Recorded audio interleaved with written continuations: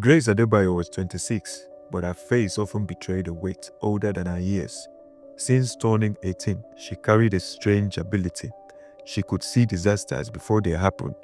Infrastructure collapses, accidents, even political scandals.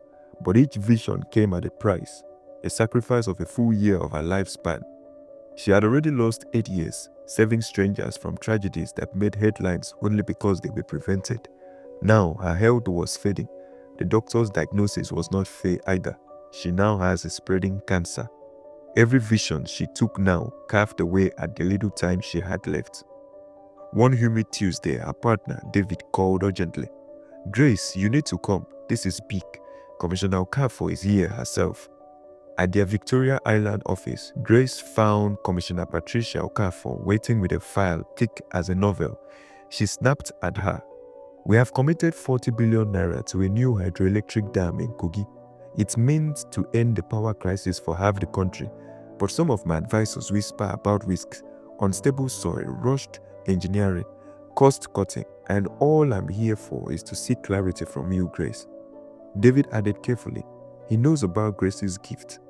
You are the one person who can anticipate outcomes."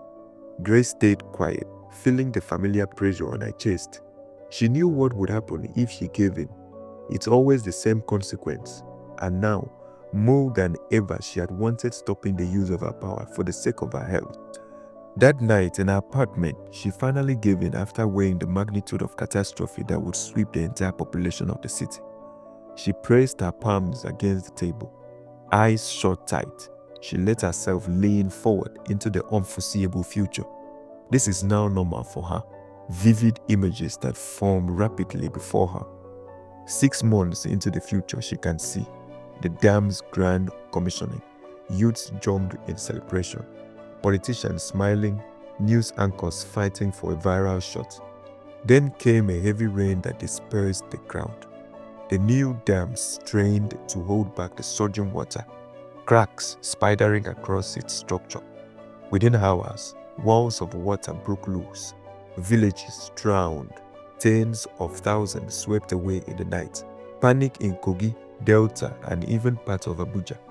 Cholera outbreaks, farmlands destroyed, fuel prices skyrocketing. International media showing Nigeria's worst man-made disaster. When she woke, she can immediately feel it. Another year of her life was gone. She collapsed on the floor. Grace knew that visions alone wouldn't change minds. Nigeria's politics thrived on denial until tragedy struck. So she began her hunt. Her search for proof led her far from the glittering towers of Victoria Island. After weeks of dead ends, a quiet tip from a junior officer at the National Environmental Standards and Regulations Enforcement Agency pointed her toward Lokoja, the Kogi State Ministry of Water Resources and Environment. The ministry's headquarters was a fading relic of the 1980s, peeling green paint, broken ceiling fans, and corridors that smelled of dust and forgotten files.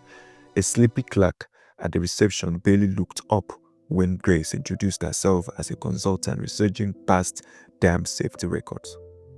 "Check the archives, madam," he muttered, pointing her toward a dim back room stacked floor to ceiling with rusted metal shelves. Inside, the air was heavy, almost choking with paper rot. Bundles of files tied with red twine sat neglected, their labels faded. Grace began combing through files marked Environmental Impact Assessment, Confidential, and Hydrology reports. For hours, she sifted through irrelevant documents, water quality surveys, contractor invoices, faded maps of the Niger River basin. Just as frustration set in, she noticed a folder shoved between 2 larger binders. Its cover stamped "Confidential." Her hands trembled as she flipped it open. The pages revealed alarming truths. Independent environmental consultants had warned of severe flooding risk if the dam gates were operated at maximum capacity. Engineers' memos highlighted structural weaknesses in the emergency spillway. Most damning of all, a signed contractor letter showed that these reports were deliberately excluded from the final submission to the Federal Ministry of Environment in Abuja. Grace snapped photographs of every page, Her heart beat quickly. Just as she finished, footsteps echoed down the corridor. She shoved the folder back, switched off her light, and slipped out through a side door into the blinding Lokoja sun. The weight of the document pressed on her chest. She knew what she carried wasn't just paper. It was the hidden truth that could save lives if she lived long enough to expose it. David was terrified at her recklessness. Grace, if these people find out what you are digging into, they won't just ruin your career, they will come for your life. But Grace kept going. When she presented her preliminary findings to Commissioner Okafor, the woman leaned back heavily. Mr. Adebayo, your findings are sharp, but politics is not logic. Too many reputations, even my own ministers, are tied to this project. They wouldn't cancel it because of documents. It became clear evidence alone wouldn't stop the dam. Public opinion and international pressure would be needed. Grace realized she had to see further, to find the exact triggers that could collapse the political war around the project. But every vision means slicing years of her life. Over the next 2 months, she sacrificed herself bit by bit. One vision revealed a foreign journalist who would publish leaked documents at the perfect time. Another exposed video footage of site engineers admitting safety flaws. A third showed activists chaining themselves to construction trucks. Another guided her to a court date that would freeze the project at the critical moment. Each time, her body weakened, her cough grew violent. She carried painkillers everywhere. With 3 months left before the dam's commissioning, Grace foresaw the bitter truth. Even with mounting scandals, the government planned to push ahead. Only one final, precise intervention could stop it.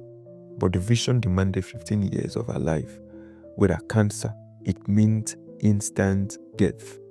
David begged her, Grace, let it go. Let them face the consequences. You have done enough. She shook her head weakly. I don't save governments, I save people. If we let this dam collapse, it won't be the politicians who drown. On commissioning day, as cameras rolled, chaos unfolded. Protesters stormed the dam site holding evidence Grace had leaked. Engineers resigned live on air, refusing to endorse the project. Foreign donors announced withdrawal of support, citing safety risks. The court ruling arrived mid-broadcast. Project suspended pending review. The commissioning collapsed in real time.